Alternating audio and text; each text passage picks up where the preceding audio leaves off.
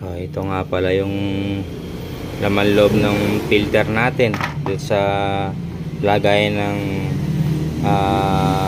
power steering nya, no, sa ATF, no. Ito yung filter nya, special na filter. Yan, yan yung mga pyesa nya sa loob. Ito dito, ito yan, dito yan, ito yan. Ito yung truck natin. Papalit tayo ng dalawang airbag dito sa gitna na to. Ano? Ayan, kanina kinargaan ko ng hangin yan, no? Yan. Tapos ngayon, ito, para hindi na ako magja-jack, ayan, naglagay ako ng kalso. Ayan. Sa pagitan ng differential tsaka chassis, no? Yan yung kalso niya. Kaya ayan, ganyan siya kataas. Tapos sisikotin ko na lang dito. Yan. Gamit lang ang mga screwdriver na to. Ayan. Dito ko lang siya muna titirahin. Yan, ganun-ganunin ko lang siya. Ayan, kita nyo. Dapat dalawang screwdriver, no? Ito yung may singaw Kailangan na talagang palitan to. So tanggalin ko lang muna mga ka-experience, no? So yan, natanggal ko na. Kabilaan dito.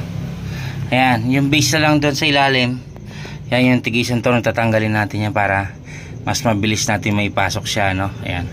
Ayan, ganyan lang siya kadali mga ka-experience, Ayan, sisikutin mo lang dyan sa ibabaw.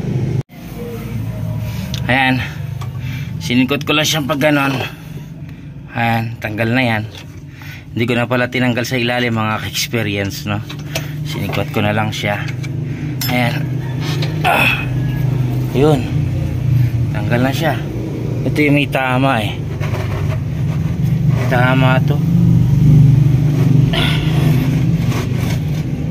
Nasingaw to Ayan, nasingaw to. Itong donut na to.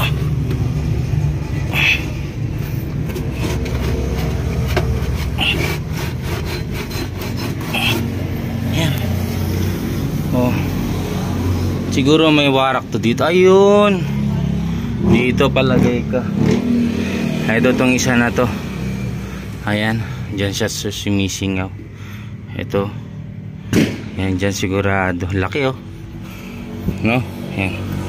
Dali pa pala natin. Nakabit tayo sa kinan, no? Ayan. Ayan yung airbag. Wala na siyang singaw mga ka-experience to. Wala namang butas, pero gusto ko sanang palitan kanina. Kaso yung isa ko nabili may butas din. Kaya hindi ko na tinanggal siya mga ka-experience.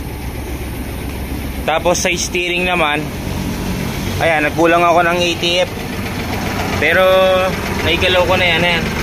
Wala na siyang tulo. Ayan, okay na siya. Tapos ito naman kanina, maluwag ito. Yan, maluwag itong tornilyo, kaya siya nagkakatas pala dyan kanina. Kaya ngayon iligpitan ko. Obserbahan ko kung pinunasan ko lang. Kung hindi nadadami langis niya, ibig sabihin yun lang. Bago namin spray na lang ng tubig, Ayan. So kapos yung oras, bibiyahe. Tapos yung clearance niya nga, ito ganda nga ng clearance na nabili na to. Ito kita nyo, layo pala ng puting-puti na. Ito. Ayan. Pati sa kabila pinalalagyan ko ng ganyan. Ayan, yung UP ko ng konti. Ayan, ganda, ang liwanag niya. Kaya pagka nakikita ka na sa dulo ka, kitang kita pa rin siya, no? Ayan, chinikap ko na yung ilaw, mga wing band nya. Ayan. Ayan, mukhang mahina itong isa na to. Ayun, hindi ko rin to napansin kanina. Nakalimutan ko to kanina. Itong housing niya pala, Ayan. Importante hindi siya mag-short, no? Hoy, muulan. Ayan. So ngayon,